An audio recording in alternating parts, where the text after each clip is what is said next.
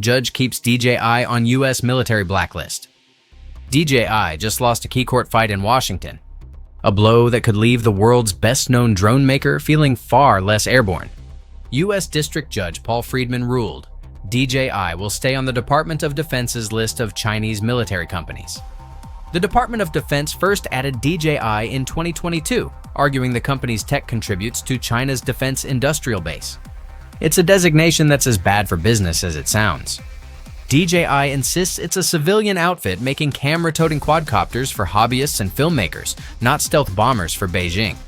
Friedman cited substantial evidence that DJI drones have both substantial theoretical and actual military application, including in Ukraine despite policies banning military use.